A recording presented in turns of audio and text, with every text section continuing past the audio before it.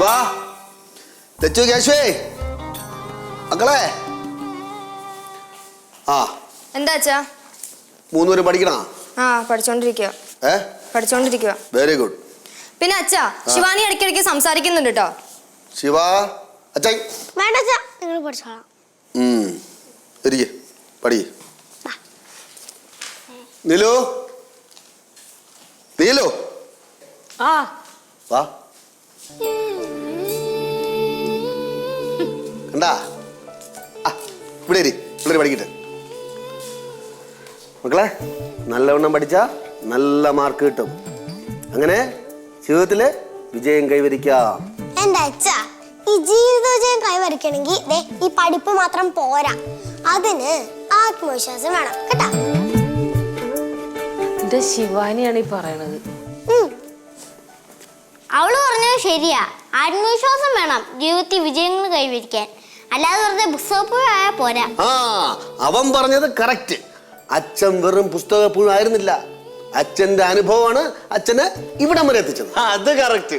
വന്ന് വളർന്ന് അച്ഛൻ ഇപ്പൊ എവിടെ എത്തി നിൽക്കണം വേണ്ട, കുപ്പി തകരം പാട്ട ഒക്കെ അനുഭവം ഒക്കെ ഉണ്ട്, അത് സമ്മതിച്ച്. അച്ഛനും അമ്മ എപ്പോഴും പറയുന്നില്ലേ പഠിക്കുന്നു, എന്നിട്ട് അമ്മയും അച്ഛനും വലിയ മാർക്കോടെയാണോ പാസ്സായത്? ഞാൻ M.Com പാസ്സായതാ, നല്ല മാർക്കും ഉണ്ടായിരുന്നു. ഞാന് ഇലക്ട്രോണിക്സ് ഡിപ്ലോമയാണ്, അത്യാവശ്യത്തിന് നല്ല മാർക്കും ഉണ്ടായിരുന്നു. അത് പഴയ കാലമല്ലേ, കഷ്ടിച്ച് പാസ്സായി പോയതായിരിക്കും. എന്തായാലും നിങ്ങൾ രണ്ടുപേരും ഭയങ്കര ചാടയൊക്കെ അടിച്ചല്ലോ. കാണിക്ക്, 10ാം ക്ലാസ്സിലെ മാർക്ക് കാണിക്ക്. നിങ്ങൾക്ക് അച്ഛൻ്റെ അമ്മയുടെ മാർക്ക് ലിസ്റ്റ് കണ്ടേ പറ്റൂ. നിലു, നമ്മളെ രണ്ടുപേരുടെയും 10ാം ക്ലാസ്സിന്റെ സർട്ടിഫിക്കറ്റ് എടുത്തിട്ട് വാ. പോ. മടിയൊന്നുമില്ല, കൊണ്ടുവരാ. ഇപ്പൊ മാമന്റെ SSLC ബുക്ക് കാണണോ? വേണ്ട, കൊണ്ടുവാ. മക്കളൊന്ന് വായിച്ചു നോക്ക. 485 600 ഡിസ്റ്റിങ്ഷൻ. കുറച്ചുകൂടെ ശ്രദ്ധിച്ചെങ്കിൽ റാങ്ക് കിട്ടിയത്. ഇതൊന്ന് വായിച്ചു നോക്ക്. 582. മക്കളെ ലച്ചു, എന്തോ ഒരുപാട് അംഗങ്ങളുള്ള വീട്ടിൽ നിന്നാണ് ഞാനും നിന്റെ അമ്മയും വന്നത്. അന്ന് ആരും നമ്മളെ പഠിത്ത കാര്യത്തിലൊന്നും ശ്രദ്ധിക്കാനില്ലായിരുന്നു. ഇതുപോലെ കിടന്ന് നടന്ന് പടി എന്ന് പറയാൻ നമുക്ക് ട്യൂഷൻ പോലും ഇല്ല അല്ലേടി. അന്ന് കറണ്ടൊന്നും ഇല്ല, ചിമ്മി വിളക്കിനെ മൂട്ടിയിരുന്നാണ് പഠിച്ച് കഷ്ടപ്പെട്ട് പഠിച്ച് ഇത്രയും മാർക്ക് വാങ്ങിച്ചത്. അച്ഛാ സോറി, ഇനി ഞങ്ങള് പഠിത്തത്തില് ഉഴപ്പൂല. അമ്മ സോറി. ഇത് എന്തായാലും അച്ഛൻ്റെ അമ്മേരെ മനസ്സിലാക്കിയല്ലേ.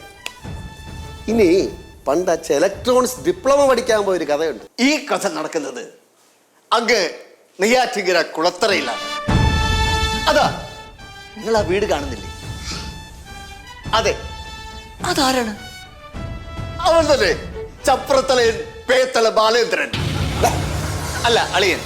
പ്രണസൗന്ദര്യമോലും മിഴികൾ, ലോലരേഖ പോൽ മിന്നുന്ന മീശ, സ്ത്രൈണ സൗന്ദര്യമോലും മിഴികൾ, ലോലരേഖ പോൽ മിന്നുന്ന മീശ, നീല നീല ചുരുൾ മൂടി തങ്ക താമരപ്പൂവിതളിൻ സുവർണം, സൗമ്യഭാവം യജമാന ഭക്തി, സൗമനസ്യം സമചിത്ത വൃത്തി, സൗമ്യഭാവം യജമാന ഭക്തി, സൗമനസ്യം സമചിത്ത വൃത്തി. അരെ വാ വാ.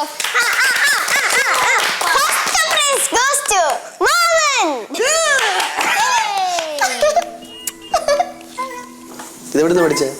ഇതെവിടുന്ന് പഠിച്ചത്? ഇതൊക്കെ കുറെ നാൾ മുമ്പ് കണ്ട് കേട്ടൊക്കെ പഠിച്ചേ. കൊള്ളാം. എങ്ങനെയാ പഠന?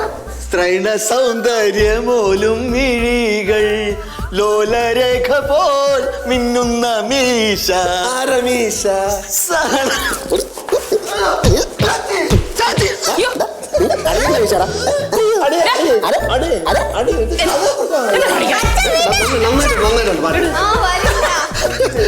നന്നായിട്ടുണ്ട്. ഈശ